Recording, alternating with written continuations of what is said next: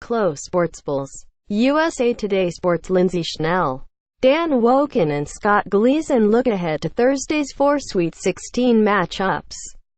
USA Today Sports, March 21, 2018. Atlanta, USA. Kentucky Wildcats head coach John Calipari speaks with media during practice day at Phillips Arena.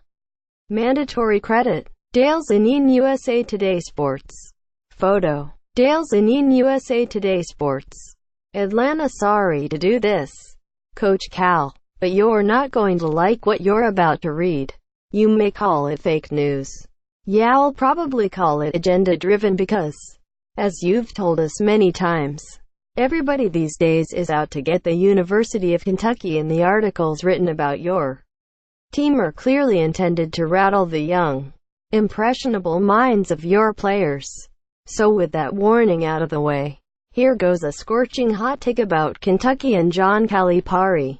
Not only are the Wildcats the best remaining team in the South region, it would be an epic surprise, and perhaps embarrassment at this point, if they fail to make the Final Four. There are no easy roads in this tournament, Calipari said as his team prepared to play No. 9 seed Kansas State in the Sweet 16. If they drink that poison, well, be done Thursday. Sometimes you wonder why they're trying to paint that picture with my team. Probably because they're young and they know that they don't know better. Bracket. All the matchups on the road to San Antonio. Expert picks. Which teams will win the Sweet 16? X factors. The important players for every Sweet 16 team. Even for a master of media spinning coaching mind games like Calipari, who wears his paranoia like a security blanket. That's some next-level stuff. But sometimes, to borrow a phrase Calipari likes to use, it is what it is. And you don't need an agenda, only an internet connection and cable TV subscription, to understand why this is being talked about as a Final Four cakewalk for Kentucky. Because that's exactly what it looks like with the No. 7, No. 9 and No. 11 seeds joining the Wildcats here in Phillips Arena. Nothing is easy, freshman P.J. Washington said. Everybody here in the Sweet 16 can play, and they're here for a reason. We're not taking anybody lightly. If you don't come out and play hard, there's a chance you can get beat. Hey, there is also a chance Kentucky could have a recruiting class outside the top 5 at some point in Calipari's tenure. But that's not going to happen either. Not that Kentucky should apologize for any of it. It's not the Wildcats' fault Virginia melted down mentally against Maryland, Baltimore County. Nor can they be blamed for Arizona's inexplicably awful defense against Buffalo or Cincinnati, blowing a 22-point lead against Nevada. Sometimes, luck just rolls your way in the NCAA tournament. And Kentucky, which earned a No. 5 seed after an uninspiring 25 games, should be thrilled that the South region bracket broke wide open for a welcome arrival in Atlanta, which was such a second home during the SEC tournament's run here. It was dubbed Catlanta.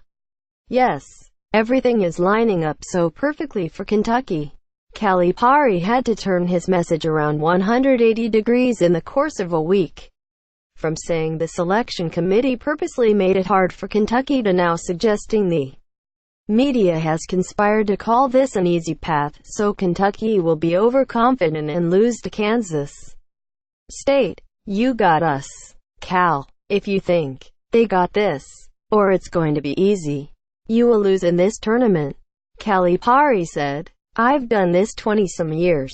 Even more than that probably. This thing is unpredictable. Who is playing well at the time? Like, seed. Who cares about seed now? Seeds don't matter. It's who's playing well. If you're playing well, you advance.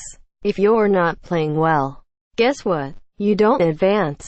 But sometimes conventional wisdom is conventional because it's correct.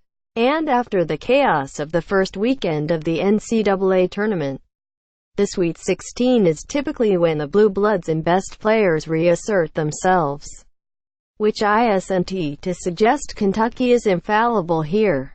This team has been flaky enough at times to suggest it's capable of a stinker, and its numbers on offense and defense are decidedly pedestrian. Kentucky already lost to 3 teams this season: UCLA, South Carolina and Missouri, ranked lower in the Ken Pomeroy efficiency ratings than No. 39 Kansas State, its opponent Thursday. The advanced stats say Kentucky, No. 17 in KenPom, is closer to potential Elite 8 opponent Nevada, No. 23 in KenPom, than Kansas, Duke, Gonzaga or Villanova. If the Wildcats play the Wolfpack on Saturday, the point spread in Las Vegas will probably be smaller than you think it should be. I don't think we've had an easy path forward, Kevin Knox said. You see a lot of upsets, so there's a lot of teams coming out and trying to knock you off. Some top seeds got knocked out, but we're not focused on that, nor should they be. If Kentucky winds up in San Antonio next week, it's because they deserve to be there regardless of which teams they beat or their historic luck to land in a region where the top 4 seeds all failed to advance for the first time ever. In the end, all Final Fours count the same. But, according to Calipari, that won't stop the sneaky media from trying to pump his team full of poison before it plays Thursday. So, sorry to make your job that much harder, Cal. If you can convince your players that Kansas State, Nevada and Loyola, Illinois pose as big of a challenge as Virginia, Arizona and Tennessee, I'll chalk it up to more proof of your ability to motivate. The rest of us, though, aren't fooled one bit. Scenes from the 2018 NCAA tournament.